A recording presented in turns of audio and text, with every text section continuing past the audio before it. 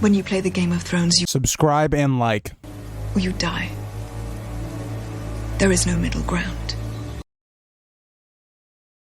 Alright, hello guys, welcome back to part 2 of the Order of the Greenhand, Ashara and Ned theory video. And I hope you guys all enjoy this video.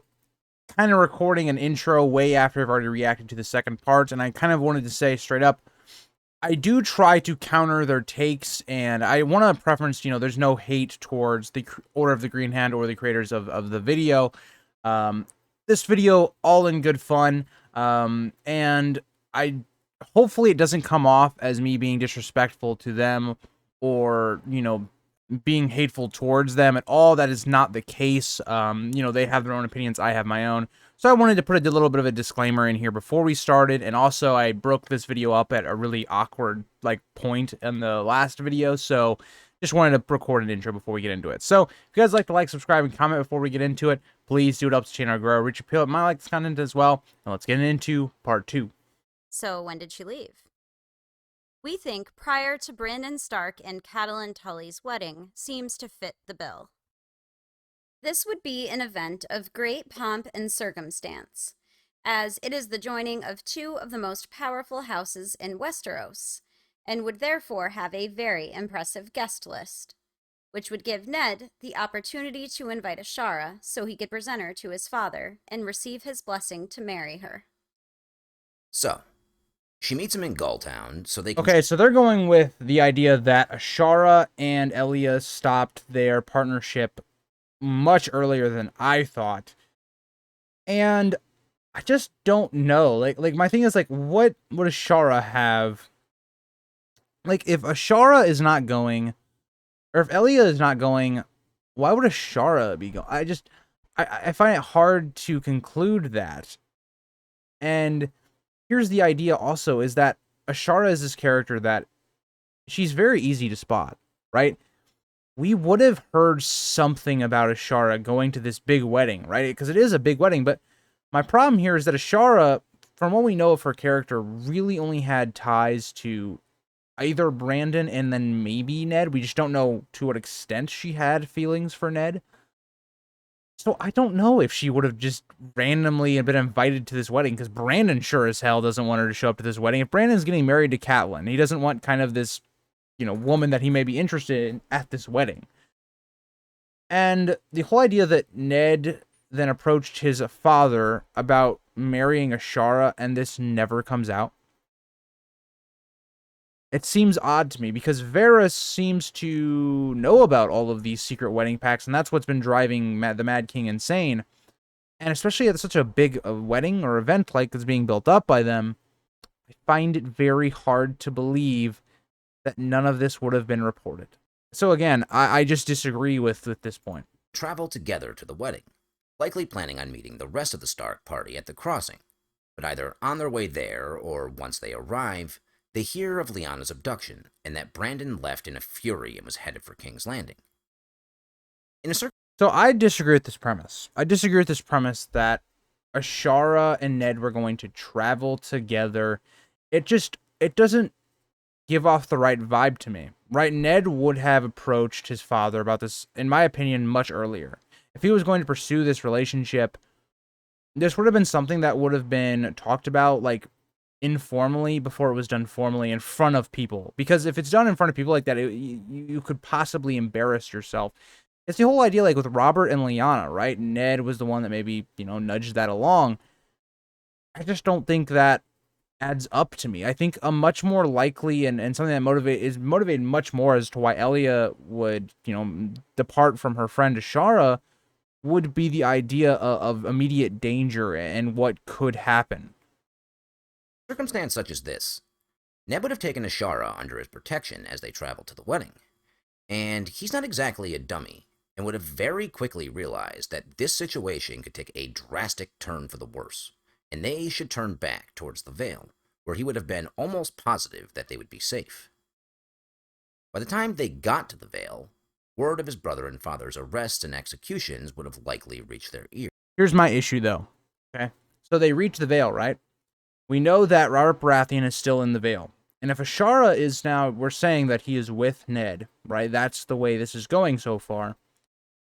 Robert Baratheon, when he questions Jon's parentage, how would he not put together that Ashara was the person if Ned was going to marry Ashara, had her with... There's just... For this theory and this direction to work, we have to ignore the idea that no character logically puts together that Ned's traveling with her. And Ashara Dane is not this common-looking woman. She is someone very easily recognized. It's the same... It's, in my opinion, it's the same issue with the Septa Lemore theory, because Septa Lemore doesn't inherently look like Ashara at all. And that is my biggest problem. And when we see this theory like continue, it's just going to get more glaring for me. And Jon Arryn would be calling his banners. Gulltown, as well as a few other Vale lords, remained loyal to the Targaryens. So rather than risking the easier route, they went through the Mountains of the Moon to the Fingers, which is anywhere between 470 and 570 miles of very slow mountain travel, where they found a fisherman to take them across the Bight to White Harbor.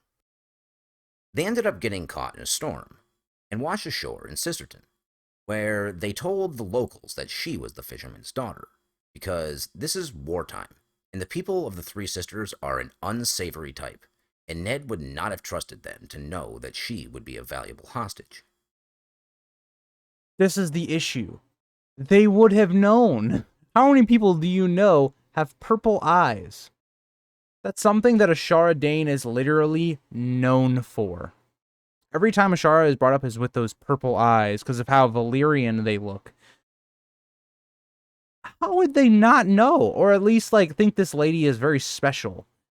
I just... While they were there, we're asking characters to be locals stupid. clearly noticed something about the two of them, because they all believe that this girl that Ned was with is Jon's mother.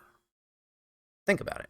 Which, again, it makes sense. If you see Ned with this woman, Ned apparently has a bastard. Again, I can see why we'd make that idea and rumors spread. But again, people, if this was Ashara, would have known it was her or something. Ned was in an absolute perfect storm. His father and brother are dead. His sister has been abducted, and he is trying to get home to call the banners to head off to war. When you combine that with nearly drowning, would it be surprising that the stress of this situation drove him into Ashara, the woman he loves and wants to marry's arms? No, it would be human, which Ned absolutely is. And what would Ned do if he slept with a highborn maid? More likely than not, he would do the same thing his son Robb did when faced with a similar situation. Okay, but the two are vastly different situations, in my opinion. Ned is basically trying to start a war, right? He's not like in it where Robb is injured. Robb is in a very vulnerable state where he could very easily lose this war right now. He's just taken battle injuries. He's young and he gets seduced, more or less. I've talked about the Jane Westerling thing. It's very fishy. And it seems that Jane Westerling was put there to specifically seduce him. I just don't buy into this whole idea that Ned is just going to do... I don't know.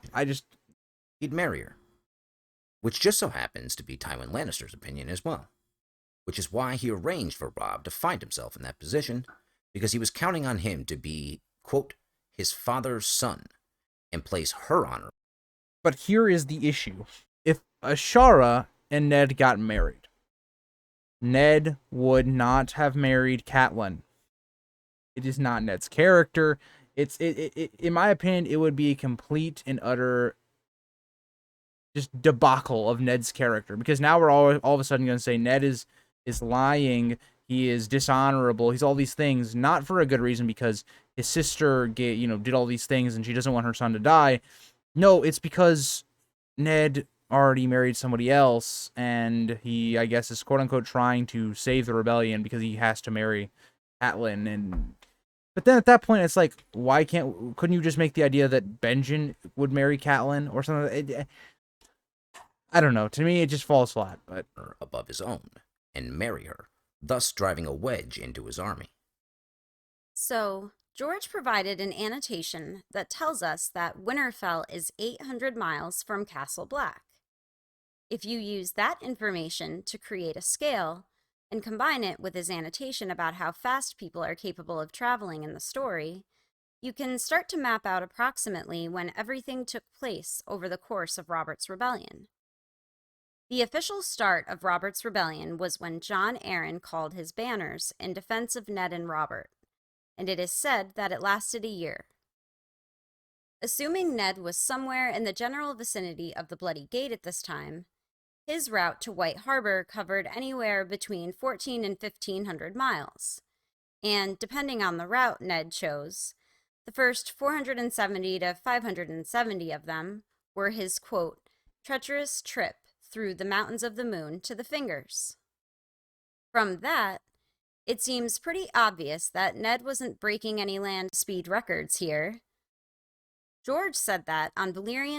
Again, but here's my issue. Let's go back to this map.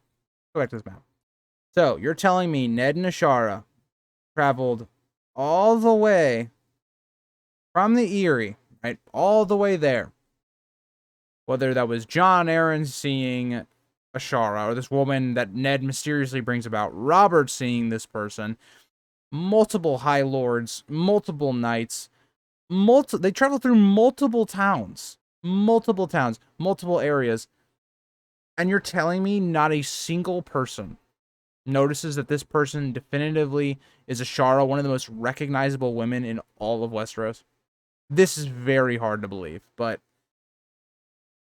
I don't know. I mean, maybe you can make the argument, but I just don't believe this. I don't know. Ned chose. The first 470 to 570 of them were his, quote, treacherous trip through the Mountains of the Moon to the Fingers.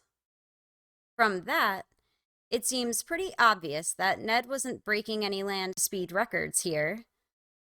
George said that on Valyrian dragon roads, which are far better than anything in Westeros, foot soldiers would be capable of traveling about 25 miles a day, and mounted cavalry 37.5 to 50 miles a day. This clearly indicates that traveling in Westeros is slower than that. When you account for the need to go over and around mountains, it would obviously be a lot slower than that, even if they had proper mounts for the terrain. There would be days where travel was relatively swift, but there would also be days where they only managed to go a few miles.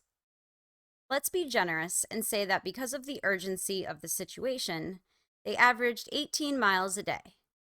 That would mean this part of the trip lasted anywhere between 26 and 31 days. And they're still in the Vale. Then, they got on a fishing boat, which we learned from Catelyn are pretty darn slow, as she said that if they had taken a fishing boat to King's Landing, they'd still be rounding the Fingers instead of arriving in King's Landing. I agree. Now, Catelyn's trip took approximately a month. Therefore, taking a fishing boat about halfway there and getting caught in a storm and washing ashore in Sweet Sister would take about 15 days, adding 1 to account for the storm, bringing us to 41 to 46 days into the war. From Sweet Sister to White Harbor is another 420 miles, presumably on a far better boat this time. So let's say it took them 4 days to get to White Harbor. Okay. We're now 45 to 50 days into Robert. But this is my big point here. That's going to be very crucial to this theory. Is that, think about how much estimation we just had to do there. George's timeline is not concrete. It's not like we're looking at Lord of the Rings, where we know everything that happens day by day. The timeline's very loose. Rebellion, and Ned has finally arrived in the north. From White Harbor. So I'm now assuming, right? So, okay, so they're saying probably just Ned. So where does Ashara He now stop needs at? to travel the 530 miles from there to Winterfell, either going against the current on a boat or on a horse. Let's say that he's really in a hurry and manages to travel over 50 miles a day. That's another 10 days, bringing us to 55 to 60 days into the war. Okay, so I just looked at that line, and it says probably just Ned. So wait, at this point then, where is Ashara? Because it's very important to the theory, the continuity of the theory.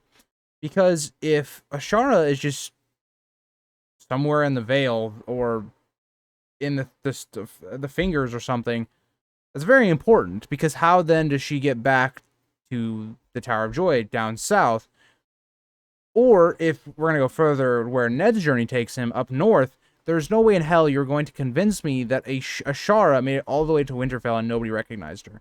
Or even getting even further than that, if she like stayed in White Harbor, that doesn't make any sense to me. How would nobody know who she Ned was? arrives in Winterfell. Let's backtrack a bit and once again be very generous and say that it is possible for Ned to call the banners from White Harbor, and everyone will still show up even though there's no Stark seal on the letters they're receiving. White Harbor is 900 miles as the raven flies from Carhold. I don't actually think it's very hard to believe that he could have assembled them all from White Harbor. Again, everybody in the country knows that Robert's Rebellion is starting. If you get a letter from Ned Stark saying, yeah, it's time to go to war, you're coming to war. I mean, I don't know. And Carhold is 780 miles from Winterfell. A raven can fly about 100 miles a day. So the Karstarks get the message 9 days later, and let's say it takes them 3 days to get all their men together. Now, they still have a 39-day march to Winterfell. So, if you add 51 days to when Ned first arrived in White Harbor, you're now at 96 to 101 days into the rebellion, when Ned's bannermen have now arrived in Winterfell and can begin marching south. They met up with Jon Arryn at the crossroads, which is 1,650 miles from Winterfell. So again, I don't know if I missed it, but where is Ashara at this point? Like, did he leave her in the Eyrie? Did he leave her in these journeys and the sisters realizing it was too dangerous? Where like, is Ashara at this point? That's an 83-day march for the infantry, bringing us to 179 to 184 days into the war. From there, they have a 470-mile march to River Run, which would take the infantry another 23, maybe 24 days if you include having to cross the river. And Ned and Jon Arryn would have likely stayed within a couple days of the bulk of their army, which would bring us to about 200 days into the war when Ned and Jon Arryn first showed up in River Run to seek the support of the Riverlands. Here, they negotiated with Hoster Tully. Here's my other biggest issue, right? As soon as Brandon dies, and as soon as the war starts, and you're Jon Arryn, you're Ned Stark, you're Robert Baratheon, you're thinking, how do we get the Tully support? All of them are instantly going to be thinking, this Hoster Tully guy is going to want something. He's going to want you, Ned. More than likely. I just find it hard to believe that Ned is either oblivious to this, or he just disregards it, lies about it. I don't know. It's very hard for me to believe this. And went to go save Robert at Stony Sept, which would take another 8 days for the cavalry and 15 for the infantry. And since time is of the essence, let's just say that Ned arrived at Stony Sept 208 days into the war. Now, we realize a lot of you are thinking we're out of our minds to think that it all took this long. But we used the same method to track Robert's movements through the early stages of the war, and calculated his arrival at Stony Sept at 2. Oh no, I don't think their calculations are probably right, or what, on their stuff they did. They know they probably took a lot of hard work to do this. I'm just basing the idea that George R. R. Martin is not very good at crafting a coherent timeline. That's why we don't have all these dates, because they probably all don't add up that well. That is my opinion. 200 to 205 days into the rebellion. In other words, regardless of how you work it out, whether it be from Ned's side of the equation or Robert's, they line up perfectly, with Ned arriving at Stony Sept to save Robert 3 to 8 days after Robert's wounds forced him to stop there to rest. That would mean that Ned didn't marry Catelyn until about 7 months into the war. It also tells us that about 4.5 months passed between their marriage and the Battle of the Trident, which makes sense because following John Connington's defeat at Stony Sept, he was exiled and Gerald Hightower was sent to go find Rhaegar and bring him to King's Landing, while Aerys was building an army. There aren't any significant events listed between Ned's marriage to Catelyn and the Battle of the Trident, which suggests there was a bit of a standoff going on, similar to when Tywin was sitting at Harrenhal and Robb at River Run, each waiting to see what the other would do next. In this case, Nothing was happening because there was no one for Robert, Ned, Jon Arryn, and Hoster Tully to fight. The Dornish had yet to send their spears north. Tywin Lannister was sitting tight at Casterly Rock, and the Tyrells settled in to besiege Storm's End, right around the same time that the battle at Stony Sept was going on. So they win at the Trident, Robert is wounded, and he sends Ned to take King's Landing in his stead. Tywin Lannister managed to beat Ned there, however, and was sacking the city and disposing of any and all remaining Targaryens as a means of demonstrating House Lannister's loyalty to the new king. Speaking of the sack of King's Landing, the new iBook version of the series contains an annotation that confirms that Jon was born, quote, sometime around or shortly after the sack of King's Landing. The significance of this annotation cannot be understated.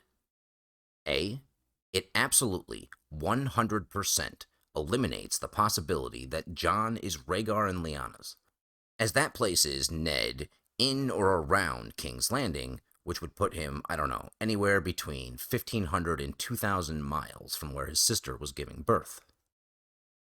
B, according to George, Dany is 8 or 9 months younger than Jon, and was therefore conceived right around this point in the story, which is after Rhaegar was already dead, and definitely well over a month after he had left Lyanna, so she is also mathematically eliminated as a possible child of Rhaegar and Lyanna. And C, Jon would have to be conceived 9 months prior to the sack, which brings us back to where Ned was 90 days into the war, the North. This circles us back to Ned being driven into the arms of his beloved Ashara Dayne by the stress of an almost incomprehensible combination. Alright guys, so this is post-Eric, editing Eric, and I wanted to throw into this as well, just to give you guys more of a detailed, after I did some research on the actual timeline that we see on the A Song of Ice and Fire wiki, and more background information as to how the timeline fits, because that's something that's very important to their argument. And by all calculations, from what I could see, the general consensus is that Rhaegar is summoned back and comes back to King's Landing around March. We're not told really anything else. It could have been at the end of March, could be at the beginning of March, anywhere in that realm. Just early 183. Okay? And then also within the same year, by the end of it, we're told that the Tower of Joy happens, and presumably that Jon is born. So if we do some quick mathematics, let's say that we go end of March, right? We don't know exactly. The timeline, again, I've always said it's not that important.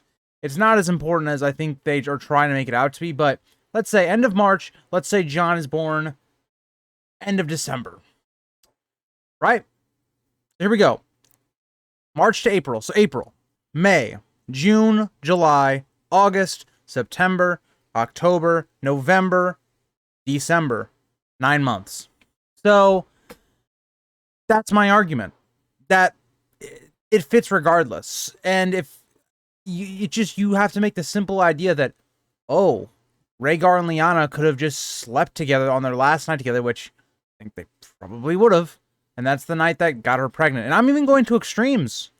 I'm saying that, oh, maybe it could have happened at the very end of December. Most timelines that I've looked up and researched from other people that have done their research suggest that it was probably in November.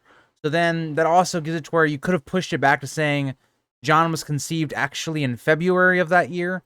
So that's my more detailed breakdown and analysis. And this whole idea that it's not even possible for Jon to have been born by Rhaegar and Lyanna is just nonsense. This is roughly 2,500, 240-ish, 240, 250, 265. So if you go 100 days back from Jon Arryn calling his banners, it is still likely that Rhaegar and Lyanna could have had Jon.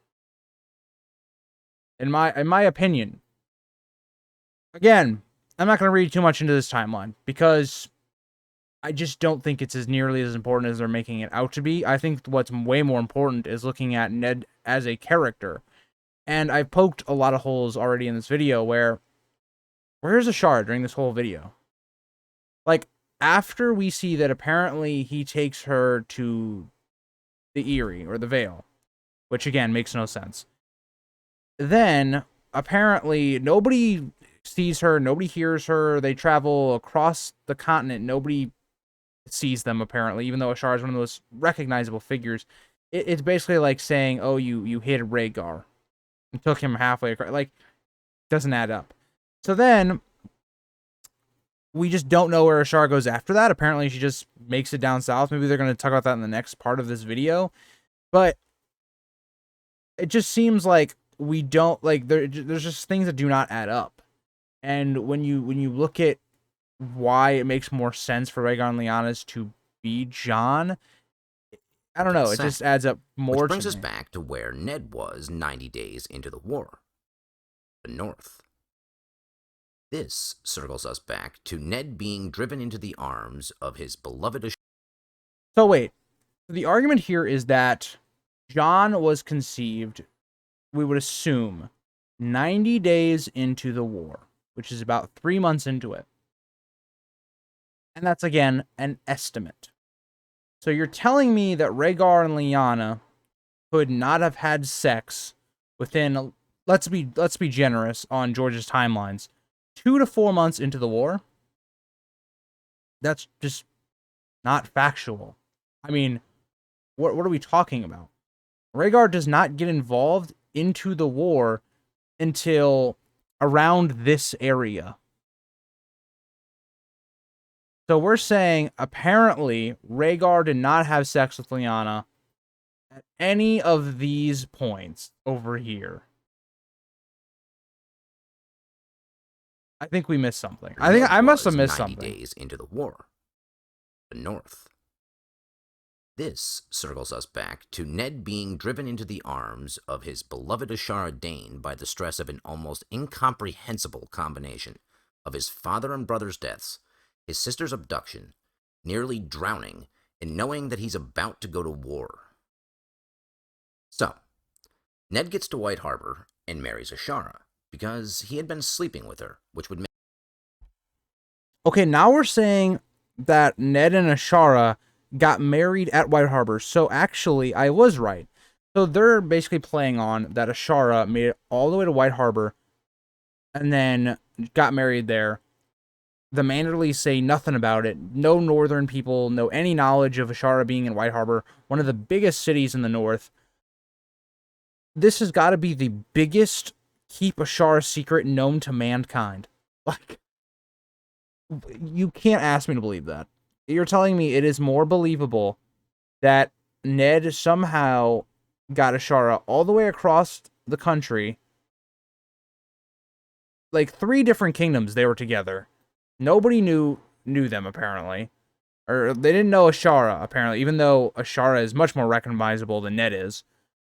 And then, instead of saying that Ned or Rhaegar and Lyanna, who, regardless if Rhaegar even loved Lyanna or liked her at all, apparently he was raping her. So it's very clear that he could have gotten a child on her. And if we're going back to the timeline that they just said, Jon is conceived around within a month of the sack of King's Landing.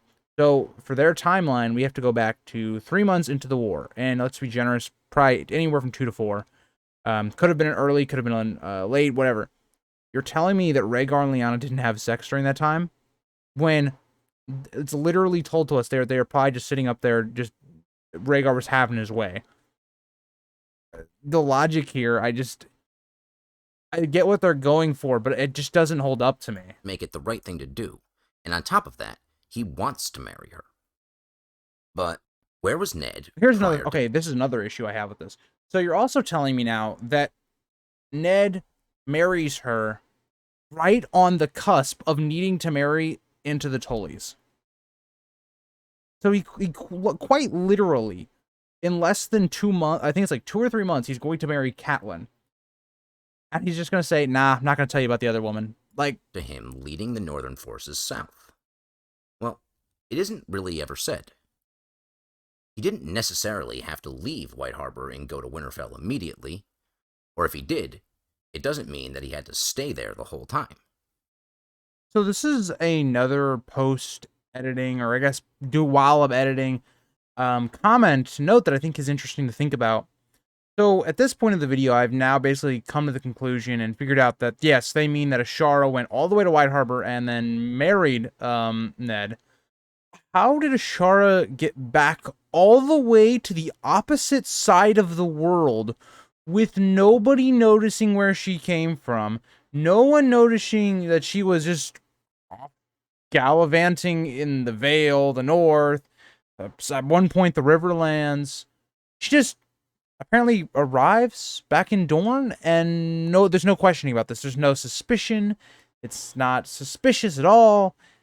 Apparently, that is more believable than Elia just sending Ashara home after she is called to court, because she's basically going to be now a pawn used against the Dornish. I don't know, guys. I don't know. I just think there's some things that just don't add up and are not, for me, logical. After all, as we previously showed, from the moment the Raven left White Harbor en route to Carhold, Ned would have had 7 weeks until he could expect the Karstark foot soldiers to arrive in Winterfell. That would leave a very real possibility that he could have either gone to Winterfell, gave orders to his top guys, and taken a maybe 4-day boat trip back down the river to White Harbor, and stayed at the Wolf's Den with his new wife and love of his life for a few weeks before heading back to Winterfell. We're now saying that Ned, during a time of crisis and war where he's preparing to go and fight in Riots Rebellion, you're telling me he took a hiatus? He just took a hiatus. Does this sound like the Ned we know? The Ned we know is duty-bound, honor-bound. He has to leave his home, everything he loves at Game of Thrones, to try and help his friend, to try and get justice for what the Lannisters have been doing. And he takes that very seriously. I just don't... This doesn't seem like the Ned... Maybe the Ned I know and the Ned they know are two different characters. The Ned I know would not be doing that. Like Ned, maybe I can get behind the idea that Ned would marry Ashara because he slept with her, similar to Robb. But then you're telling me he's just saying, screw it, you guys can rule. I'm going to go take a week-long break with Ashara? Winterfell to lead the army south. That not only makes it logical from a human perspective, but mathematically possible that Jon Snow was conceived at the Wolf's Den about 90 days into the war. It would also give it a bit of a poetic touch, as the Wolf's Den was built by a king in the north named Jon Stark, and Jon would have been conceived there. It would also mean that Jon is a Stark by right, not because of Robb's royal decree that named him as heir, and was, and is, the rightful heir to Winterfell, and the likely future king of the North. But would it not make more sense for the reason for Jon being a Stark is not because it's just blatantly, oh yeah, you're the son of Ned, which again is not as cool, is that you have Stark blood through Lyanna, and that you're also a Targaryen. And then you also factor in the idea that Robb himself decreed that he is a legitimate Stark. That is more interesting to me than the idea that Ned is... And it paints Ned in a really bad, fashion, in my opinion. It's like, okay, Ned, you now lied to your wife about who Jon... It makes Catelyn, in my opinion, much more rational. If this theory is true, I'd be sitting here going with Catelyn being like, okay, well, okay, yeah, she had every reason then. She had every reason to not trust Jon because it was Ned's actual child with another woman. It just doesn't sit right with me because Catelyn and Ned have a good relationship. Ned is very loving towards Catelyn as the relationship goes on. I can't sit here and think that Ned stomaching, knowing that he loved Ashara, and one of the reasons that she committed suicide was blatantly because of him, taking their child and just leaving. How does Ned live with himself knowing, oh yeah, I loved this woman and then I just, abandoned her? And then, it just doesn't add up to me. But this was the first video of this, the series. I hope you guys all enjoyed it. Again, I think I'm going to split this into 2 parts. So this is probably part 2 for you guys. Let me know what you guys think. I know I'm probably came off a little hostile, and I don't mean to. I think they are very good YouTubers, and I know they put a lot of time into this video. There's just things that I disagree with just in premise on characters, how I interpret a lot of the things that happen. And when we get further into this theory, I will bring up more of my evidence that I guess goes against it, but I didn't want to straight up start just throwing in there because the biggest points of this theory that they have not addressed at all, the biggest counter arguments to this theory is D&D, or straight up ask the question, who are Jon Snow's parents? And then we're allowed to do the TV show, that it was R+L. If that was a serious question, then why didn't they ask Ashara? The biggest, or answer Ashara. And the biggest thing, I mean, they haven't even talked about this. Ashara is not a major character. Ashara is a very minor character. This whole big payoff that Jon's mother is Ashara, for the average casual viewer of A Song of Ice and Fire, how many people actually know who Ashara even is? When I first read, I didn't know who Ashara was until my second reading of the story. It would be a much more satisfying story, in my opinion, if Jon, who is this character that has been treated like mud, he's been set on this awful path in his life, to find out that he actually is legitimately the person that should sit the Iron Throne.